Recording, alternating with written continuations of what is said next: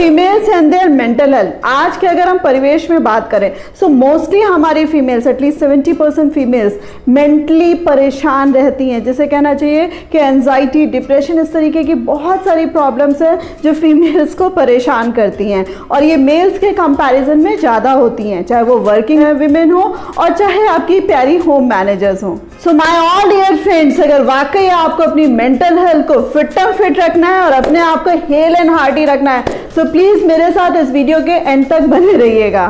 तो फ्रेंड्स, सबसे पहला पॉइंट आता है कि हमारी जो आज की फीमेल्स हैं वो बहुत ज़्यादा सफ़र क्यों करती हैं या हर समय चिंतित रहती हैं या हर समय मानसिक रूप से तनाव में रहती हैं, परेशान रहती हैं। उसका सबसे पहला पॉइंट है कि उनको क्या लगता है कि वो हर चीज़ में जो भी काम कर रहे हैं उसमें उनको 100% रिजल्ट आने चाहिए। यानी कि अगर उन्होंने घर पर कोई काम किया है तो घर बिल्कुल चमाचम होना चाहिए, कोई जरा सी कोई कमी ना निकाल पाए।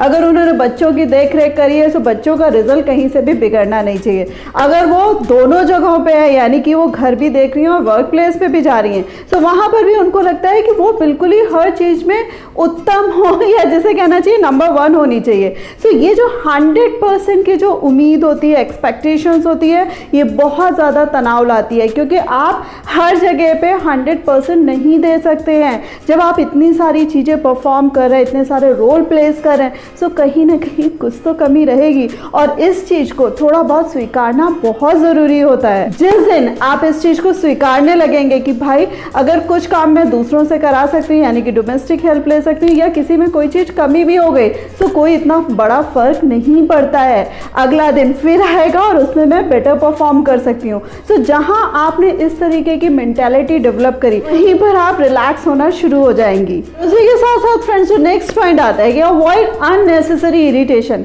कि भाई जब काम नहीं हुआ या और लोगों ने हमें उसी के अकॉर्डिंग सपोर्ट नहीं किया, जैसे बच्चों ने सपोर्ट नहीं किया, हस्बैंड ने सपोर्ट नहीं किया या वर्क प्लेस में, क्योंकि हर कोई हमें सपोर्ट करने के लिए नहीं बैठा है।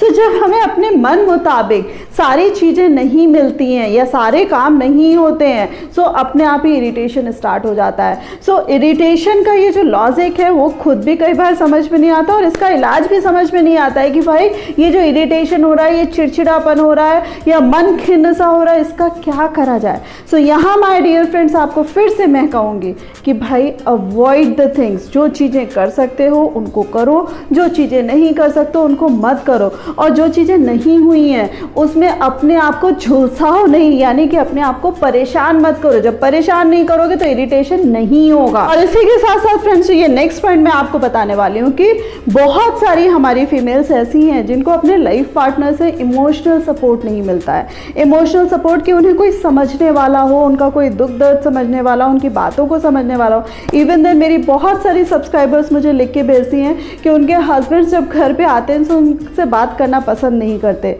और कई बार ऐसा भी मुझे कई लोगों ने लिखा कि जैसे ही हस्बैंड आते हैं या घर पे टाइम स्पेंड करते हैं सो वो या गाली गलौज देकर बात करते हैं या वो मार पिटाई शुरू कर देते हैं। सो माय डियर फ्रेंड्स, अगर घर पे इस तरीके की स्थिति है, पहली जो स्थिति इमोशनली सपोर्ट नहीं मिल रहा है, सो वहाँ पर तो मैं आपको कहूँगी कि आप अपने आप को बिजी रखिए और आप इतनी उम्मीद मत करिए कि हर समय आपको एक एटीट्यूड पता लग गया है। सो आप हर समय ये उम्मीद मत करिए कि आपको इमोशनल सपोर्ट मिलेगा। दूसरी चीज़, अगर मैं बात करूं कि आपसे बात नहीं करते तो भी मैं आपसे कहूंगी कि घड़ी घड़ी मुंह मत देखिए और मुखातिब मत होइए कि आपसे बात करें और आप प्लीड कर रहे हैं कि हे भगवान आपसे बात कर ही लें।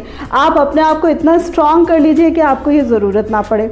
तीसरी चीज़ अगर मैं बात कर रही हूँ और ये पॉइंट और ज़्यादा मैटर करता है कि अगर आपके साथ कहीं से भी वायलेंस होता है, यानी कि आपको अगर अभद्र लैंग्वेज यूज़ करी जा रही है, अभद्र भाषा का इस्तेमाल किया जा रहा है या आपके साथ मार पिटाई करी जा रही है या हिंसा करी जा रही है, सो माय डियर फ्रेंड्स, वहाँ पर आपको ज़रूर मैं कहूँगी कि वो अलार्मिंग स्टेज होती है कि ऐसे व्यक्ति के साथ जिसका हाथ बार बार उठता है उसके अगेंस्ट पे वॉइस ज़रूर रेज करिएगा।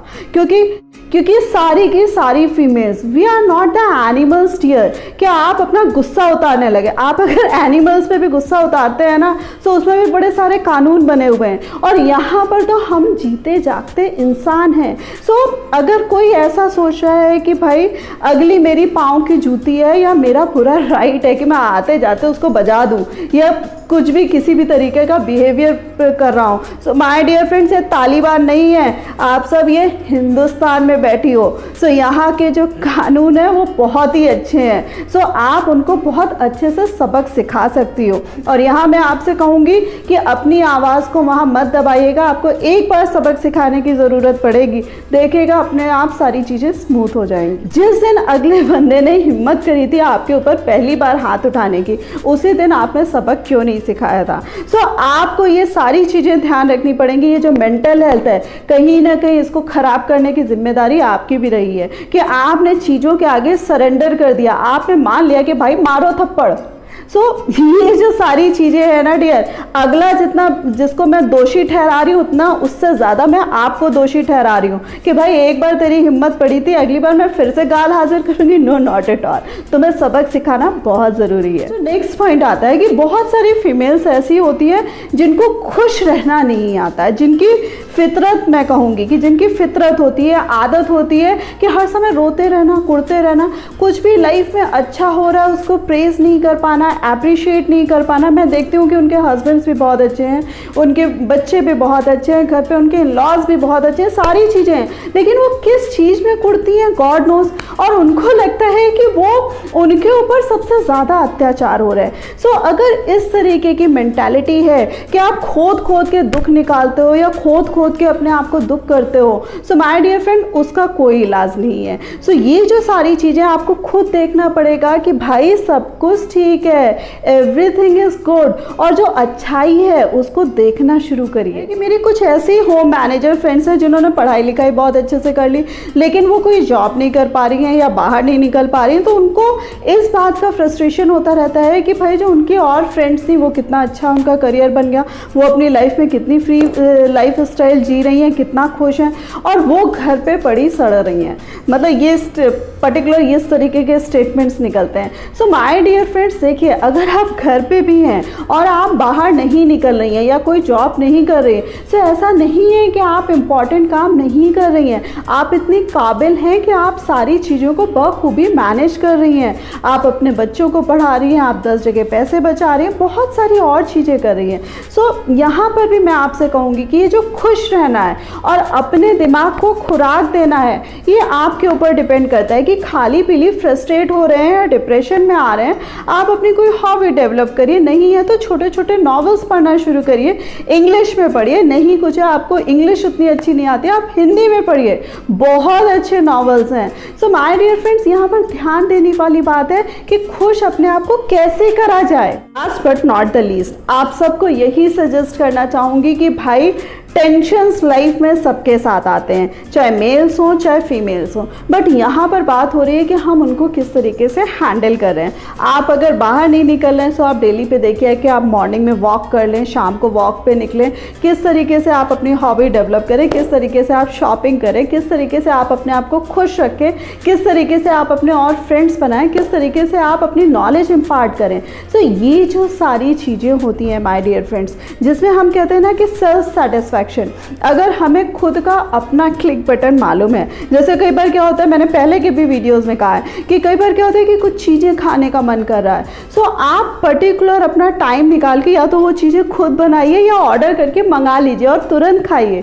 सो ये जो चीज़ें जिसे कहते हैं ना कि अपने आप को सेटिस्फाई करना, ये चीज़ें ज़रूर करिए और देखिएगा कि आपकी हेल्थ में किस तरीके से इंप्रूवमेंट्स आए। बहुत सारे पॉइंट्स बताए हैं और इनको प्लीज़ बहुत गहराई से सोचिएगा और उस पर इम्प्लीमेंट करने की कोशिश करिएगा, और कहीं भी परेशान होने की ज़रूरत नहीं है। आप सबके पास अगर ये दिक्कत है तो उसका इलाज भी आप ही के पास है। सो प्लीज़ बी हैप्पी और अपने चारों तरफ खुशनुमा माहौल बनाइए।